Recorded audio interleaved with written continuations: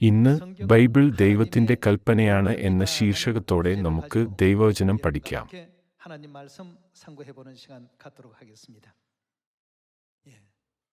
സ്വർഗത്തിൽ ദൈവത്തിന്റെ സ്ഥാനം എന്താണ്?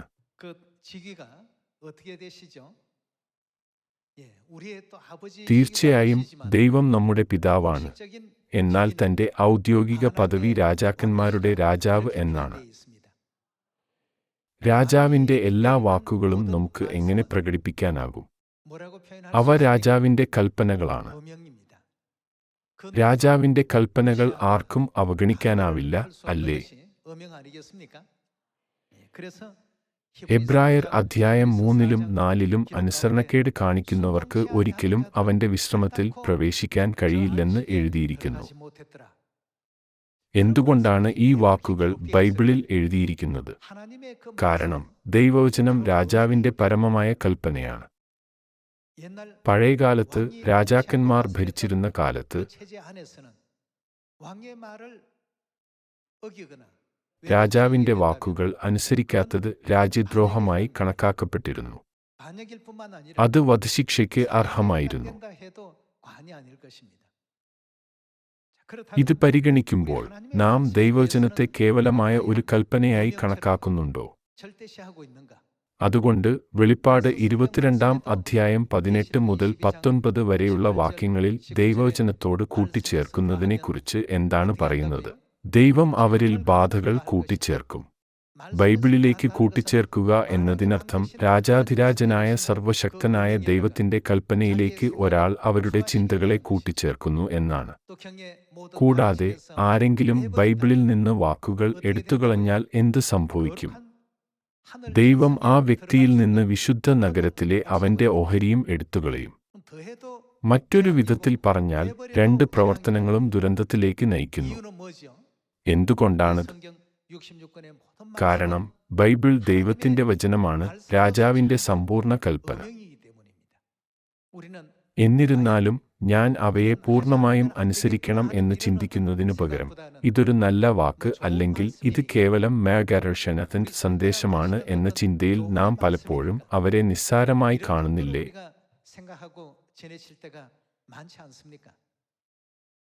ബൈബിൾ രാജാവിന്റെ പരമമായ കൽപ്പനയായതിനാൽ മറ്റുള്ളവർ നമ്മെ എങ്ങനെ കാണുന്നു എന്നത് പ്രശ്നമല്ല. നാം സ്വർഗീയ രാജാവിന്റെ വിശുദ്ധ കൽപ്പനകൾ പിന്തുടരുന്നു. ശബത്ത് ദിവസം ആരുടെ കൽപ്പനയാണ്? പെസഹ ആരുടെ കൽപ്പനയാണ്? രാജാധിരാജാവും കർത്താധികർത്താവുമായ ദൈവത്തിന്റെ കൽപ്പനയാണ് അവ. അപ്പോൾ സ്വർഗത്തിലെ പൗരന്മാരെന്ന നിലയിൽ സ്വർഗീയ രാജാവിന്റെ കൽപ്പനകൾ നാം എങ്ങനെ അംഗീകരിക്കണം? അവന്റെ കൽപ്പനകൾ നാം പാലിക്കണം. അപ്പോൾ ദൈവം നമുക്കായി സ്വർഗത്തിന്റെ കവാടം തുറക്കും. ദൈവം നമ്മെ തന്റെ മക്കളായി തിരിച്ചറിയില്ലേ? ബൈബിൾ ദൈവത്തിന്റെ കൽപ്പനയായതിനാൽ ശബ്ബത്ത് ദിവസം വിശുദ്ധമായി ആചരിച്ചുകൊണ്ട് ഓർക്കുക എന്നതും രാജാവിന്റെ കൽപ്പനയാണ്. എന്നിരുന്നാലും ശബത്ത് ദിവസമായ ശനിയാഴ്ചയേക്കാൾ ഞായറാഴ്ചയാണ് എനിക്കിഷ്ടം എന്ന് ആരെങ്കിലും പറഞ്ഞാൽ അവർ രാജാവിന്റെ കൽപ്പനയെ എങ്ങനെ കൈക്കൊള്ളുകയും ചെയ്യുന്നു? മുൻകാലങ്ങളിൽ കൽപ്പനകൾക്ക് വിരുദ്ധമായി പോകുന്നത് മരണത്തെ അർത്ഥമാക്കുന്നു. അല്പം കടുപ്പത്തിൽ പറഞ്ഞാൽ അത് രാജ്യദ്രോഹമാണ്. അങ്ങനെ ബൈബിളിൽ ദൈവത്തിന്റെ കൽപ്പനകൾ ലംഘിക്കുന്നത് കലാപമാണെന്ന് ദാനിയേൽ എഴുതിയിരിക്കുന്നു. ബൈബിളിൽ എഴുതിയിട്ടുണ്ടെങ്കിലും മറ്റുള്ളവർ മറിച്ചു ചെയ്യുന്നത് ഞാൻ കണ്ടു എന്ന് നാം ഒരിക്കലും പറയരുത്. മറ്റുള്ളവർ ഞായറാഴ്ച ആരാധന നടത്തുന്നു എന്ന് ചിലർ ചിന്തിച്ചേക്കാം. എന്തുകൊണ്ടാണ് ദൈവസഭ ശനിയാഴ്ച ആരാധന നടത്തുന്നത്? രാജാവിന്റെ കൽപ്പനകൾ നാം അനുസരിക്കുന്നതുകൊണ്ടാണ്. ഇക്കാരണത്താൽ ദൈവത്തിന്റെ കൽപ്പനയെക്കുറിച്ച് യേശു എന്താണ് പറഞ്ഞത്? അവന്റെ കൽപ്പന നിത്യജീവനിലേക്ക് നയിക്കുമെന്ന് എനിക്കറിയാം.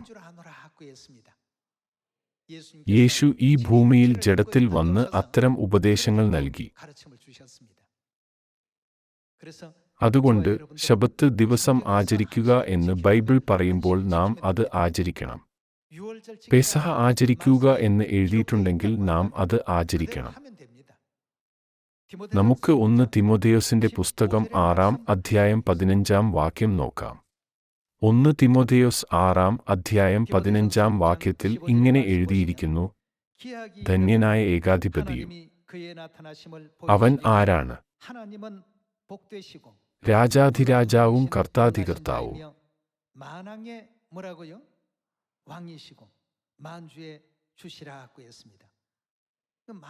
ബൈബിൾ രാജാവിന്റെ കൽപ്പനയാണ്.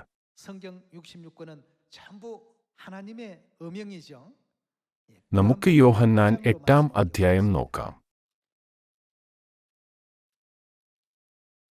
യോഹന്നാൻ 8-ാം അധ്യായം 47-ാം വാക്യത്തിൽ യേശു പറയുന്നു: ദൈവസന്തതിയായവൻ ദൈവവചനം കേൾക്കുന്നു, നിങ്ങൾ ദൈവസന്തതിയല്ലായ്കൊണ്ട് കേൾക്കുന്നില്ല.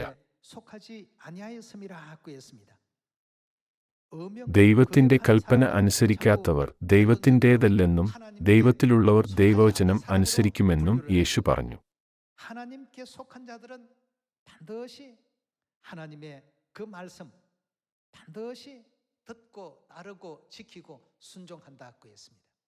ഇക്കാര്യത്തിൽ യേശു വ്യക്തമായ മാർഗനിർദ്ദേശം നൽകി. ഇന്നത്തെ ലോകത്ത് ജനങ്ങൾ ക്രിസ്തുമസ് ആഘോഷിക്കുന്നു, കുരിശിനെ ആരാധിക്കുന്നു, ശബ്ബത്ത് ദിനത്തിനും പെസഹയ്ക്കും പകരം ഞായറാഴ്ച ആരാധന നടത്തുന്നു. ഇവരെല്ലാം കൽപ്പനകൾ നിരാകരിക്കുന്ന അവസ്ഥയിലാണ്. ഇക്കൂട്ടരും അതേ പാതയിൽ പോകുന്നത് കലാപകാരികളുടെ കൂട്ടത്തിൽ ചേരുന്നതായി കാണാം.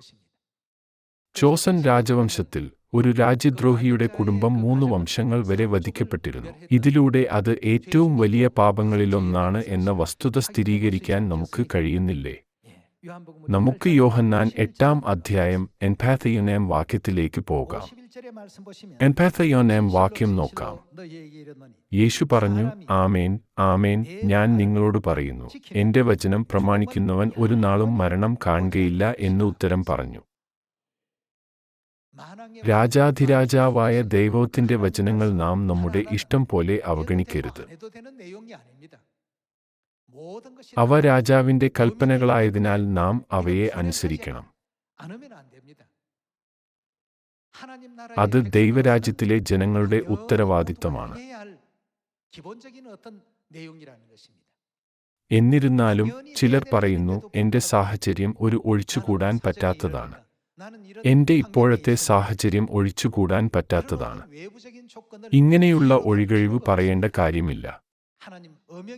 ദൈവത്തിന്റെ കൽപ്പനകളെ മാനിക്കുന്നവർ സ്വർഗത്തിലെ ജനങ്ങളാണ്, അല്ലേ? വചനം ഇപ്രകാരം പറയുന്നു: എന്നാൽ നിങ്ങൾ അങ്ങനെ ചെയ്താൽ നിങ്ങൾക്ക് ഈ ഭൂമിയിൽ എങ്ങനെ ജീവിക്കാനാകും? നമ്മൾ ഒരുമിച്ച് ജീവിക്കുകയും ഉചിതമായി ഇഴുകിച്ചേരുകയും വേണ്ടേ? എല്ലാവരോടുമായി ദയവായി ഈ വാക്കുകൾ ഓർക്കുക: ബൈബിളിൽ നിന്ന് ഒന്നും കൂട്ടുകയോ കുറയ്ക്കുകയോ ചെയ്യരുത്. ദൈവവചനം അനുസരിക്കുന്നവൻ അകത്തു വരുമ്പോഴും പുറത്തു പോകുമ്പോഴും അനുഗ്രഹിക്കപ്പെടുമെന്ന് ആവർത്തന പുസ്തകം എഴുതിയിരിക്കുന്നു. നേരെ മറിച്ച് ദൈവവചനം നിരസിക്കുന്നവർ അകത്തു വരുമ്പോഴും പോകുമ്പോഴും ശപിക്കപ്പെടും.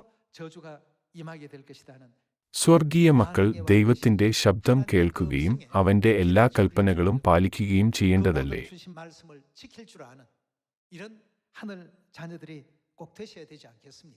ഉദാഹരണത്തിന്, പെസഹ ആചരിക്കാൻ ദൈവം നമ്മോട് കൽപ്പിക്കുമ്പോൾ ഒരു ഒഴികഴിവും ഉണ്ടാകരുത്. നമുക്ക് മുന്നിൽ 2 വഴികളുണ്ടെങ്കിൽ ആരെയാണ് നമ്മൾ പിന്തുടരേണ്ടത്?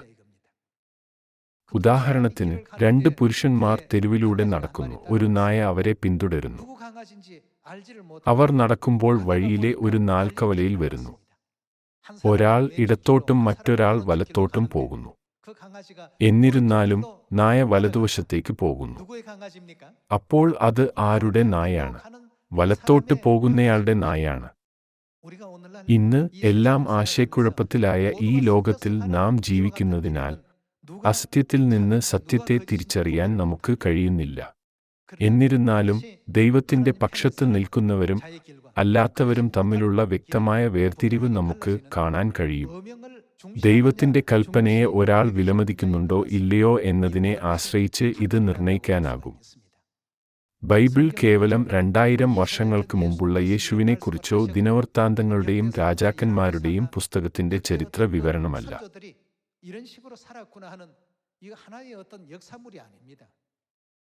എങ്ങനെയാണ് ബൈബിൾ എഴുതപ്പെട്ടത്? അപ്പോസ്തലനായ പത്രോസ് എഴുതിയ വാക്കുകളിൽ, പരിശുദ്ധാത്മാവിനാൽ പ്രചോദിതരായ മനുഷ്യർ ദൈവത്തിൽ നിന്ന് സ്വീകരിച്ചത് എഴുതി എന്ന് പറയുന്നു. ഈ ഉപദേശങ്ങളെല്ലാം പഠിപ്പിച്ചത് ദൈവമാണ്. എന്നിരുന്നാലും ചിലർ ഇത് രാജാക്കന്മാരുടെ ചരിത്രമാണ്, അതൊരു വേദഗ്രന്ഥമാണോ? ചിലർ മണ്ടത്തരമായി ഇത്തരം കാര്യങ്ങൾ പറയുന്നു. തുടക്കം മുതൽ അവസാനം കാണുന്ന ദൈവം ഇത് നിങ്ങളെ നാശത്തിലേക്ക് നയിക്കും, എന്നാൽ അത് നിങ്ങളെ സ്വർഗത്തിലേക്ക് നയിക്കും എന്നിങ്ങനെയുള്ള നമ്മുടെ രക്ഷയ്ക്കു വേണ്ടിയുള്ള ചരിത്ര സന്ദേശങ്ങൾ ഉൾപ്പെടുത്തിയിട്ടുണ്ട്. സങ്കീർത്തനങ്ങളുടെയും സദൃശവാക്യങ്ങളുടെയും പുസ്തകങ്ങൾക്കുള്ളിൽ പോലും ദൈവം തന്റെ ഹിതം സ്ഥാപിച്ചു. അതുപോലെ അവന്റെ സൃഷ്ടിയെ വിവരിക്കുന്ന വാക്യങ്ങൾക്കുള്ളിലും ദാനിയേൽ, വെളിപ്പാട് പ്രവചനങ്ങളുടെ ഉള്ളടക്കത്തിലും വിവിധ സ്രോതസ്സുകളിലൂടെ ദൈവം തന്റെ കൽപ്പനകൾ നൽകി. നാം ആ കൽപ്പന ശ്രദ്ധിക്കുകയും പിന്തുടരുകയും വേണം. എന്നാൽ ദൈവം വ്യക്തമായി പറഞ്ഞു, ഇതൊന്നും ലോകം അറിയുന്നില്ല. എന്റെ ആടുകൾ മാത്രമേ എന്റെ ശബ്ദം കേൾക്കൂ എന്ന് ദൈവം പറഞ്ഞു. തന്റെ ആടുകളല്ലാത്തവർക്ക് തന്റെ കൽപ്പന മനസ്സിലാക്കാൻ കഴിയില്ലെന്ന് അവൻ പറഞ്ഞില്ലേ? ദൈവത്തിന്റെ കൽപ്പനകളിൽ എന്റെ ജനം എന്റെ നാമം അറിയും എന്ന വാക്കുകൾ താൻ യെശയ്യാവ് പ്രവാചകനിലൂടെ പ്രഖ്യാപിച്ചില്ലേ? ഇന്ന് യേശു രണ്ടാമതും വരുമ്പോൾ ഉപയോഗിക്കുന്ന പുതിയ നാമത്തെക്കുറിച്ച് നമുക്ക് കണ്ടെത്താം. നമുക്ക് മത്തായി 28 അധ്യായം 18 വാക്യം നോക്കാം. യേശു അടുത്തു ചെന്നു, സ്വർഗത്തിലും ഭൂമിയിലും സകല അധികാരവും എനിക്ക് നൽകപ്പെട്ടിരിക്കുന്നു. ആകയാൽ നിങ്ങൾ പുറപ്പെട്ട് എന്താണ് അത്? പിതാവിന്റെയും പുത്രന്റെയും പരിശുദ്ധാത്മാവിന്റെയും നാമത്തിൽ സ്നാനം കഴിപ്പിച്ചും ഞാൻ നിങ്ങളോട് കൽപ്പിച്ചതൊക്കെയും പ്രമാണിപ്പാൻ തക്കവണ്ണം ഉപദേശിച്ചും കൊണ്ട് സകല ജാതികളെയും ശിഷ്യരാക്കിക്കൊള്ളുവിൻ. ഞാനോ ലോകാവസാനത്തോളം എല്ലാ നാളും നിങ്ങളോടുകൂടെ ഉണ്ട് എന്ന് അരുളിച്ചെയ്തു. സ്നാനം സ്വീകരിക്കുന്നത് രക്ഷയുടെ അടയാളമാണ്. സ്നാനം നമ്മുടെ ആത്മാക്കളെ രക്ഷിക്കുന്നു എന്ന് 1 പത്രോസ് 3 അധ്യായത്തിൽ വ്യക്തമായി പ്രസ്താവിച്ചിരിക്കുന്നു. അപ്പോൾ മത്തായി 28 അധ്യായത്തിൽ പിതാവും പുത്രനും പരിശുദ്ധാത്മാവും ആരെയാണ് പരാമർശിക്കുന്നത്? അത് ദൈവത്തെ സൂചിപ്പിക്കുന്നില്ലേ? പിതാവിന്റെ യുഗത്തിൽ താൻ യഹോവ എന്ന് വിളിക്കപ്പെട്ടു. പുത്രന്റെ യുഗത്തിൽ താൻ യേശു എന്ന നാമത്തിൽ അംഗീകരിക്കപ്പെട്ടു. മിക്ക ആളുകൾക്കും ഈ നാമങ്ങൾ പരിചിതമാണ്. എന്നിരുന്നാലും പിതാവിന്റെയും പുത്രന്റെയും പരിശുദ്ധാത്മാവിന്റെയും നാമമുണ്ട്. എന്നിട്ടും ജനങ്ങൾക്ക് പരിശുദ്ധാത്മാവിന്റെ നാമം അറിയില്ല. അവർക്ക് ഈ നാമം അറിയാത്തതിനാൽ അവർ യഹോവ, യേശു എന്ന നാമം പോലും പരാമർശിക്കാതെ പിതാവിന്റെയും പുത്രന്റെയും പരിശുദ്ധാത്മാവിന്റെയും നാമത്തിൽ ഞാൻ നിങ്ങളെ സ്നാനം കഴിപ്പിക്കുന്നു എന്ന് ലളിതമായി പറയുന്നു. ഇതൊരു പേരല്ല, ഒരു പദവിയാണ്. പേരുകളും പദവികളും തികച്ചും വ്യത്യസ്തമാണ്. പിതാവിന്റെയും പുത്രന്റെയും പരിശുദ്ധാത്മാവിന്റെയും നാമത്തിൽ ആളുകളെ സ്നാനം ചെയ്യുക എന്ന് ദൈവം പറഞ്ഞു. ഇത് ആരുടെ കൽപ്പനയാണ്? രാജാധിരാജാവായ ദൈവത്തിന്റെ കൽപ്പനയാണത്. എന്നിരുന്നാലും നിരവധി സഭകൾ ഈ കൽപ്പന പാലിക്കുന്നുണ്ടോ? ദൈവസഭ ഒഴികെ ഒരു സഭയും അത് ചെയ്യുന്നില്ല. എല്ലാവരോടുമായി ബൈബിൾ ഒരു വേദഗ്രന്ഥമാണ്. അതിനാൽ നിങ്ങളോട് നല്ല മനുഷ്യനാകാനും നന്മ ചെയ്യാനും പറയുന്ന നല്ല വാക്കുകൾ മാത്രമായിരിക്കും അതിൽ നിറയേണ്ടത് എന്നതുപോലുള്ള പ്രവചനങ്ങൾ നടത്തരുത്. മറിച്ച് ഇത് രാജാവിന്റെ ഒരു പരമമായ കൽപ്പനയാണ് എന്ന് നാം ചിന്തിക്കണം. സ്വർഗത്തിലെ ഒരു ശിശു എന്ന നിലയിൽ ഞാൻ എല്ലാ വാക്കുകളും പരമാർത്ഥമായി കണക്കാക്കണം. കൽപ്പനയുമായി എന്തെങ്കിലും സംഘർഷങ്ങൾ നേരിടേണ്ടി വന്നാൽ ആദ്യം കൽപ്പന പാലിക്കുകയും ശേഷിക്കുന്ന വിഷയങ്ങൾ ദൈവത്തെ ഏൽപ്പിക്കുകയും വേണം. നാം മത്തായി 28-ാം അധ്യായത്തിലേക്ക് മടങ്ങുമ്പോൾ സ്നാനത്തിന്റെ ഏറ്റവും പ്രധാനപ്പെട്ട ഭാഗം പരിശുദ്ധാത്മാവിന്റെ നിയമനമാണ്. അതുകൊണ്ടാണ് ക്രിസ്തുവിന്റെ ആദ്യ വരവിന്റെ സമയത്ത് ആദിമസഭയിലെ വിശുദ്ധന്മാർ ആദ്യം യേശുവിന്റെ നാമം പ്രഖ്യാപിച്ചത്. ശ്രദ്ധേയമായ രംഗം കണ്ട തടവറ സൂക്ഷിപ്പുകാരനായ പൗലോസിനോടും ശീലാസിനോടും രക്ഷ ലഭിക്കാൻ ഞാൻ എന്തു ചെയ്യണം എന്ന് ചോദിച്ചു. ആ സമയത്ത് പൗലോസും ശീലാസും അവനെ ആദ്യം പഠിപ്പിച്ചത് എന്താണ്? ആ യുഗത്തിന്റെ രക്ഷകനായ യേശുവിന്റെ നാമം അവർ അവനെ പഠിപ്പിച്ചു. കർത്താവായ യേശുവിൽ വിശ്വസിക്കുക, അപ്പോൾ നീയും നിന്റെ കുടുംബവും രക്ഷിക്കപ്പെടും. എല്ലാവരോടുമായി അവന്റെ നാമം അറിയാതെ നമുക്ക് ഒരിക്കലും രക്ഷ പ്രാപിക്കാനാവില്ല. പരിശുദ്ധാത്മാവിന്റെ യുഗത്തിലും നാം പുതിയ നാമം, ക്രിസ്തു അൻസംഘോം, പുതിയ യെരുശലേം, സ്വർഗീയ മാതാവിന്റെ മഹത്വം പ്രകാശിപ്പിക്കണം. ഇത് എന്താണ്? നമ്മുടെ രക്ഷയ്ക്കുവേണ്ടി ദൈവം നമുക്ക് നൽകിയ പരമമായ കൽപ്പനയാണിത്. എന്തുകൊണ്ടാണ് നാം അവന്റെ നാമം അറിയേണ്ടത് എന്നതിന് കൃത്യമായ ഒരു കാരണം ഉണ്ടായിരിക്കേണ്ടതല്ലേ? 3 നാമങ്ങളിൽ ജനങ്ങളെ സ്നാനപ്പെടുത്താൻ ദൈവം നമ്മോട് കൽപ്പിച്ചു. ഉൽപ്പത്തി മുതൽ ലോകാവസാനം വരെ ദൈവം തന്റെ ഭരണത്തെ 3 യുഗങ്ങളായി തിരിച്ചിരിക്കുന്നു. നമുക്ക് പ്രാർത്ഥനയെക്കുറിച്ച് ചിന്തിക്കാം. ഇക്കാലത്ത് പള്ളിയിൽ പോകുമ്പോൾ എല്ലാവരും വിളിക്കുന്നത് യേശു എന്ന നാമമാണ്. നീ എന്തിനാണ് യേശുവിന്റെ നാമത്തിൽ പ്രാർത്ഥിക്കുന്നത് എന്ന് അവരോട് ചോദിച്ചാൽ കൃത്യമായ കാരണം അവർക്ക് പറയാൻ സാധിക്കില്ല.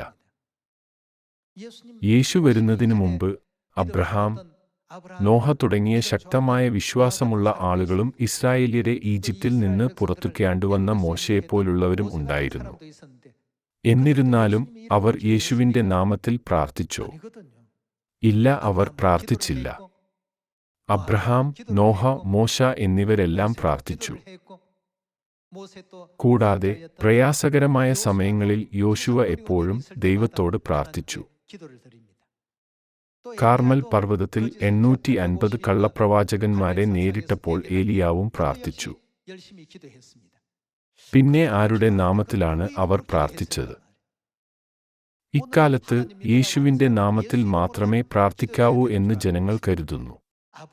പിതാവിന്റെയും പുത്രന്റെയും പരിശുദ്ധാത്മാവിന്റെയും യുഗങ്ങളുടെ അസ്തിത്വത്തെക്കുറിച്ച് അവർക്കറിയില്ല. എന്നിരുന്നാലും അവർ അബ്രഹാമിനെയും മോശയെയും ബഹുമാനിക്കുന്നു. അവർ ഏലിയാവിനെയും ആദരിക്കുന്നു. എന്നിരുന്നാലും ഈ വ്യക്തികൾ യേശുവിന്റെ നാമത്തിൽ പ്രാർത്ഥിച്ചിട്ടില്ലെന്ന് അവർ ചൂണ്ടിക്കാണിക്കുന്നില്ല. അപ്പോൾ യേശുവിന്റെ നാമത്തിൽ പ്രാർത്ഥിക്കാത്ത ഇവർ രക്ഷിക്കപ്പെട്ടോ? തീർച്ചയായും അവർ രക്ഷിക്കപ്പെട്ടു. അനേകർ വന്ന് അബ്രാഹാമിനോടും ഇസ്ഹാക്കിനോടും യാക്കോബിനോടും കൂടെ സ്വർഗരാജ്യത്തിൽ പന്തിക്കിരിക്കും എന്ന് യേശു പറഞ്ഞു. അവരെല്ലാം സ്വർഗരാജ്യത്തിലാണ്. എന്നിട്ടും അവർ യേശുവിന്റെ നാമത്തിൽ പ്രാർത്ഥിച്ചില്ല. എന്തുകൊണ്ടായിരുന്നു അത്? ഇതിനെക്കുറിച്ച് നാം സ്വയം ചോദിക്കേണ്ടതുണ്ട്. എപ്പോഴാണ് കൽപ്പന നൽകിയത്? പിതാവിന്റെയോ പുത്രന്റെയോ പരിശുദ്ധാത്മാവിന്റെ യുഗത്തിലോ?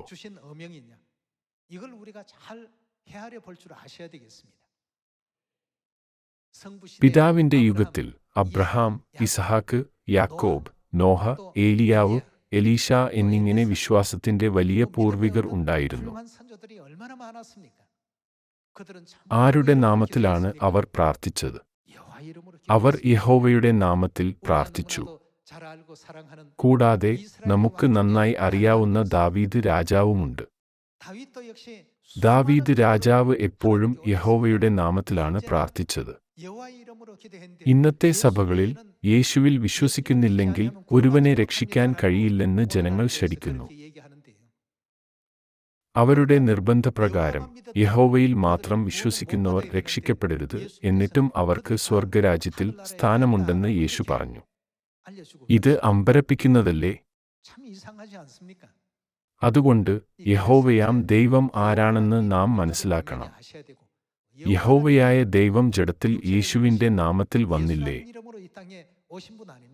അവർ ഒന്നാണെന്ന് തിരിച്ചറിയുമ്പോൾ നമുക്ക് യഹോവയുടെ നാമം വിളിക്കേണ്ട ഒരു യുഗവും യേശുവിന്റെ നാമത്തിലൂടെ രക്ഷ ലഭിച്ച ഒരു യുഗവും പുതിയതിനെ വിളിക്കേണ്ട മറ്റൊരു യുഗവും ഉണ്ടായിരുന്നുവെന്ന് നമുക്ക് കണ്ടെത്താനാകും. യേശുവിന്റെ നാമം. ബൈബിൾ പരിജ്ഞാനത്തിന്റെ അഭാവം മൂലം ആളുകൾ നശിപ്പിക്കപ്പെടുന്നു. അത് ഹോശേയിൽ എഴുതിയിരിക്കുന്നു. പരിജ്ഞാനമില്ലായ്കയാൽ എന്റെ ജനം നശിച്ചു പോകുന്നു. കണ്ടാലും കാണുന്നില്ല, കേട്ടാലും കേൾക്കുന്നുമില്ല, മനസ്സിലാക്കുന്നുമില്ല.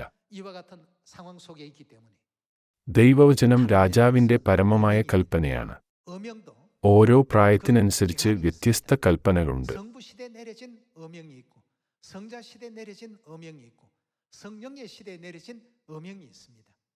നമുക്ക് ഈ കാര്യം വിശദമായി പരിശോധിക്കാം. സങ്കീർത്തനം 116 അധ്യായം 4 വാക്യം. 116 അധ്യായം 4 വാക്യം നോക്കാം. അയ്യോ യഹോവേ, ആരുടെ നാമം? എന്റെ പ്രാണനെ രക്ഷിക്കണമേ എന്നു ഞാൻ യഹോവയുടെ നാമം വിളിച്ചപേക്ഷിച്ചു. സങ്കീർത്തനങ്ങളിൽ ഭൂരിഭാഗവും എഴുതിയത് ദാവീദാണ്. ആരുടെ നാമത്തിലാണ് ദാവീദ് പ്രാർത്ഥിച്ചത്? അവൻ യഹോവയുടെ നാമം വിളിച്ചപേക്ഷിച്ചു. അപ്പോൾ ഏത് സമയത്താണ് ആളുകൾ യേശുവിന്റെ നാമത്തിൽ പ്രാർത്ഥിക്കാൻ തുടങ്ങിയത്? പഴയ നിയമത്തിന്റെ അവസാനത്തിൽ യേശു ഈ ഭൂമിയിൽ വന്നു. നമുക്ക് യോഹന്നാന്റെ സുവിശേഷം 16 അധ്യായം 24 വാക്യം നോക്കാം. ഇത് യേശുവിൽ നിന്നുള്ള വചനമാണ്. വാക്യം 24 നോക്കാം. ഇന്നുവരെ, ഇതിനർത്ഥം ഈ നിമിഷം മുന്നേ വരെ, നിങ്ങൾ എന്റെ നാമത്തിൽ ഒന്നും അപേക്ഷിച്ചിട്ടില്ല. അവർ അവന്റെ നാമത്തിൽ പ്രാർത്ഥിച്ചില്ല എന്നല്ലേ ഇതിനർത്ഥം? മുമ്പ് എല്ലാ പ്രാർത്ഥനകളും യഹോവയുടെ നാമത്തിൽ അർപ്പിക്കപ്പെട്ടിരുന്നു. എന്നിരുന്നാലും യേശു പറഞ്ഞു, അപേക്ഷിപ്പിൻ, എന്റെ നാമത്തിൽ പ്രാർത്ഥിക്കുക, എന്നാൽ നിങ്ങളുടെ സന്തോഷം പൂർണ്ണമാകും വണ്ണം നിങ്ങൾക്ക് ലഭിക്കും. 3 യുഗങ്ങളിൽ യേശു വരുന്നതിനു മുമ്പ് ജീവിച്ചിരുന്ന എല്ലാ ജനങ്ങളും പിതാവിന്റെ യുഗത്തിൽ പെട്ടവരായിരുന്നു. അതിനാൽ അവർ പിതാവായ യഹോവയുടെ നാമത്തിൽ രക്ഷ പ്രാപിച്ചു. അടുത്ത യുഗത്തിൽ യേശു പുത്രനായി വന്നു.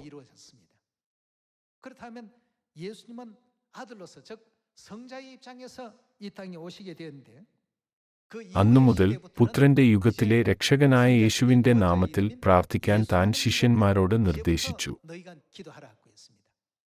അപ്പോൾ യേശുവിനെ അനുഗമിച്ച ശിഷ്യന്മാർ എപ്പോഴും യേശുവിന്റെ നാമത്തിൽ പ്രാർത്ഥിച്ചിരുന്നു. കൂടാതെ യേശു പ്രാർത്ഥിച്ചപ്പോൾ അവൻ സ്വന്തം നാമത്തിൽ പ്രാർത്ഥിച്ചോ? ഇല്ല. യോഹന്നാന്റെ സുവിശേഷം 14 അധ്യായം അനുസരിച്ച് എന്തുകൊണ്ടാണ് അവൻ അവരോട് തന്റെ നാമത്തിൽ പ്രാർത്ഥിക്കാൻ പറഞ്ഞത്? ഞാൻ പിതാവിന്റെ അടുക്കൽ പോകുന്നു എന്ന് അവൻ പറഞ്ഞു. അന്നുമുതൽ യേശുവിന്റെ നാമത്തിൽ പ്രാർത്ഥിക്കാനുള്ള ഒരു കൽപ്പന പ്രാബല്യത്തിൽ വന്നു. സഹോദരീ സഹോദരന്മാരെ, ഞാൻ രാജാവിന്റെ കൽപ്പന എന്ന പ്രയോഗം ഉപയോഗിക്കുന്നതിനാൽ അത് അല്പം വിചിത്രമായി തോന്നിയേക്കാം. എന്നാൽ അത് എത്രമാത്രം പ്രാധാന്യമർഹിക്കുന്നു. ദാവീദിനെയും സോളമനെയും പോലെ ദൈവത്തെ സ്നേഹിച്ച രാജാക്കന്മാരെക്കുറിച്ച് ചിന്തിക്കുക. യെശയ്യാവ്, യെഹെസ്കേൽ തുടങ്ങിയ പ്രവാചകന്മാരും ഉണ്ടായിരുന്നു.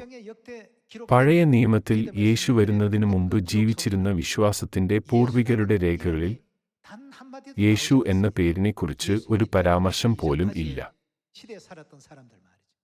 എന്നിരുന്നാലും യേശു വന്ന ശേഷം അവൻ എന്താണ് പറഞ്ഞത്? ഇനി മുതൽ നിങ്ങൾ എന്റെ നാമത്തിൽ പ്രാർത്ഥിക്കണം. അപ്പോൾ യഹോവയായ ദൈവം യേശുക്രിസ്തുവിൽ നിന്ന് വ്യത്യസ്തനാണോ? അവർ വ്യത്യസ്തരല്ല. ഈ സംഗതി സംബന്ധിച്ച് നമുക്ക് യെശയ്യാവ് പുസ്തകം 9 അധ്യായം 6 വാക്യം നോക്കാം.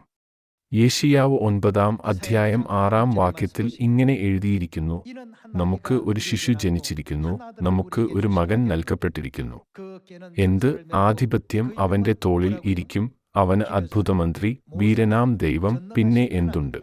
നിത്യപിതാവ്, സമാധാനപ്രഭു എന്നു പേർ വിളിക്കപ്പെടും. ദൈവത്തിനെ മാത്രമേ നമുക്ക് ആത്മീയ പിതാവ് എന്ന് വിളിക്കാൻ കഴിയൂ. ദൈവം നമ്മുടെ പിതാവാണ്. എന്നിട്ടും ഈ പിതാവ് ഒരു കുട്ടിയായും മകനായും ഭൂമിയിൽ പ്രത്യക്ഷപ്പെട്ടു. അവൻ പ്രത്യക്ഷപ്പെട്ടപ്പോൾ അവൻ യഹോവ എന്ന നാമം നിലനിർത്തിയോ? ഇല്ല, പകരം താൻ യേശു എന്ന് വിളിക്കപ്പെട്ടു. അങ്ങനെ യഹോവ എന്ന നാമവും യേശു എന്ന നാമവും ഒരേ ദൈവത്തിന്റെ നാമമാണ്. ദൈവം ജഡം ധരിച്ച് ഈ ഭൂമിയിൽ പ്രത്യക്ഷപ്പെട്ടപ്പോൾ അവൻ യേശു എന്ന നാമം ഉപയോഗിച്ചു.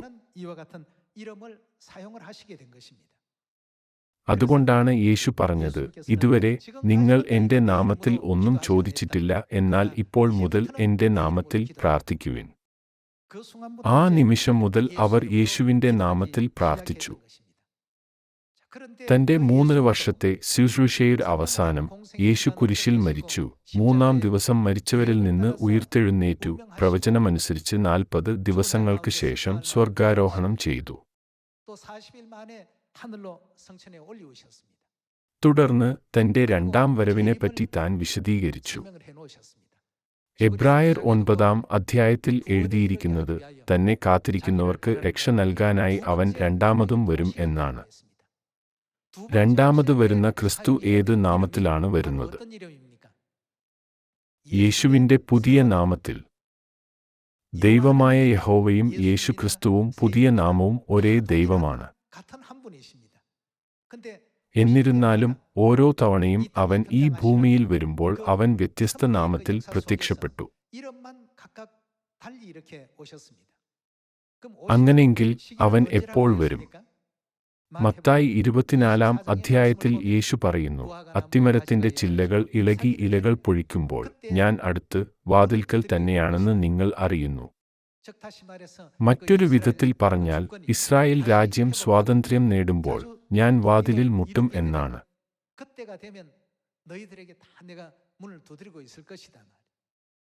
എപ്പോഴാണ് ആ സമയം? ഏകദേശം 1900 വർഷങ്ങൾക്ക് ശേഷം 1948 മെയ് മാസത്തിൽ ഇസ്രായേൽ സ്വാതന്ത്ര്യം നേടി. അന്നുമുതൽ പരിശുദ്ധാത്മാവിന്റെ യുഗം ആരംഭിക്കുന്നു.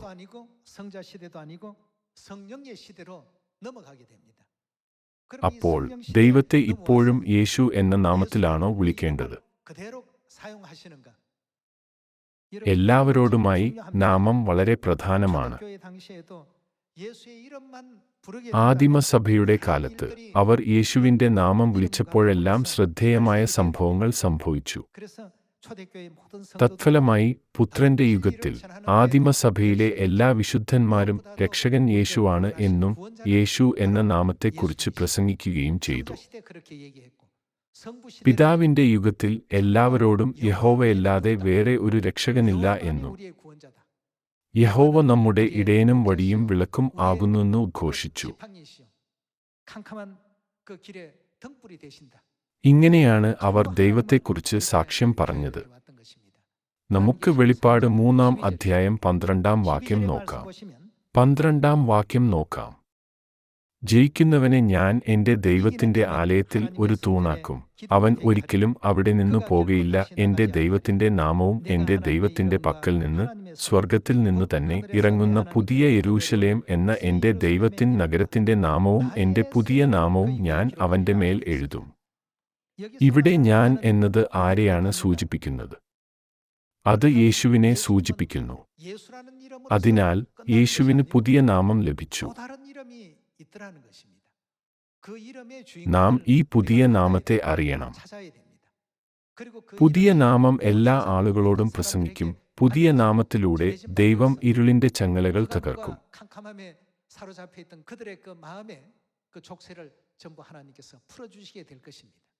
അതുകൊണ്ടാണ് നമുക്ക് യേശുവിന്റെ എന്ന പുതിയ നാമം നൽകുമെന്ന് ദൈവം വാഗ്ദാനം ചെയ്തത്. യേശുവിന്റെ പുതിയ നാമം എപ്പോൾ ഉപയോഗിക്കും?